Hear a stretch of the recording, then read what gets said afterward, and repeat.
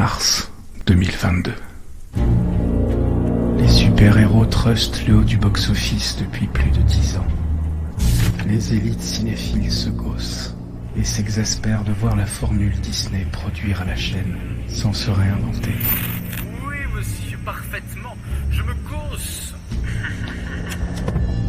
Refusant de manger dans la gamelle du soft power américain, fustigeant ses histoires creuses et manichéennes. Les geeks trentenaires et les ados en redemandent toujours plus.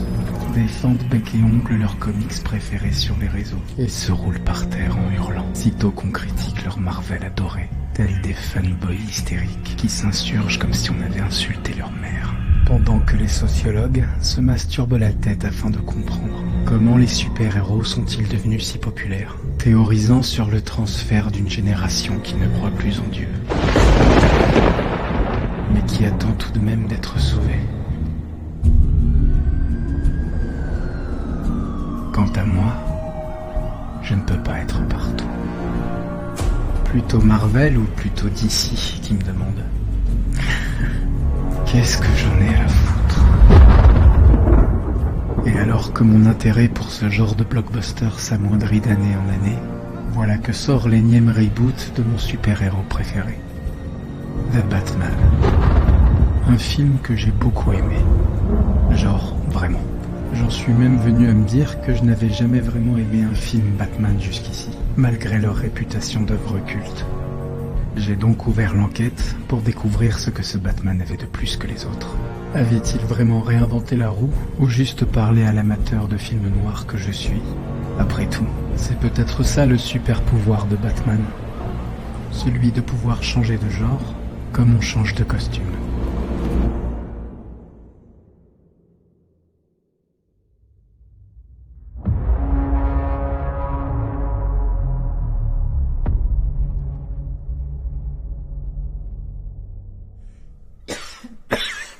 Oui, j'allais pas faire toute la vidéo comme ça, de toute façon. Alors, c'est la Batmania ou quoi? Depuis 1939, la créature de Bob Kane et Bill Finger continue de fasciner le monde entier, comme si sa cote de popularité ne faisait que croître un peu plus à chaque décennie. Batman, il est partout, Batman. Sur papier glacé, à la télé, sur tes étagères. Il me faisait sauter sur le canapé quand j'étais gosse avec ce putain de générique que je connais par cœur. Il est même à l'origine du jeu vidéo adapté de comics le mieux noté de tous les temps. Batman en animé, Batman en Lego, en samouraï. Sérieusement, regardez ce film, ça s'appelle Batman Ninja, c'est complètement ouf. Et puis Batman, il fait tout, Batman. Il combat les méchants, il grimpe sur les murs, il a une carte de crédit, il danse le boogie-woogie, il a même des battes préservatives, Batman.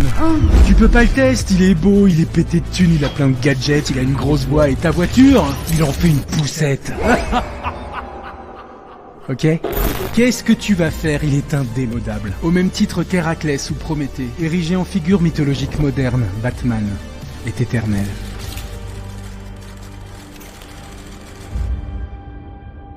Et ce, pour le meilleur comme pour le pire. Après plus de 80 ans, Batman a changé si souvent de visage qu'on peine à déterminer quelle est sa véritable identité en tant qu'icône de la pop culture. Tantôt représenté en anti-héros sombre et solitaire, en détective luttant contre la pègre, en créature hybride de la nuit défiant un demi-dieu, ou en leader d'un duo comique pour amuser les enfants. Lui et son sidekick seront même accusés par les catho-conservateurs américains des années 50 de promouvoir l'homosexualité. Et tu as déjà vu un monsieur tout nu? Ou encore dans un registre bien différent, en vigilante fascisant d'extrême droite.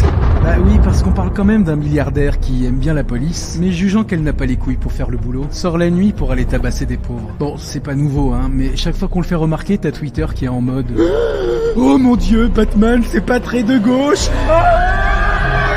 Mais quand bien même, ces nombreuses facettes, qu'elles s'opposent ou se rejoignent, offrent un véritable boulevard à la réinterprétation. C'est la raison pour laquelle les grands studios américains ne lâcheront pas si facilement le filon des super-héros, car les conventions même du comics semblent avoir été taillées sur mesure pour le marché hollywoodien. Des personnages déclinables à volonté, dans des histoires où la dramaturgie et la cohérence scénaristique passeront toujours après le fanservice, et surtout où aucune histoire n'est réellement gravée dans le marbre. Inutile de vous offusquer que le Joker de 2019 dénature totalement le personnage, on viendra vous asséner qu'il n'y a pas qu'une seule version de ce dernier, et malheur à celui qui voudrait en placer une au-dessus des autres. Trahison ou adaptation, la nuance est fine, et dans ce cas précis, totalement arbitraire, puisque les comics, dans leur ADN de récit pulp, aussi vite consommés, aussi vite oubliés, semblent avoir été conçus pour être réinterprétés à l'infini, ce qui est à la fois sa force et sa limite.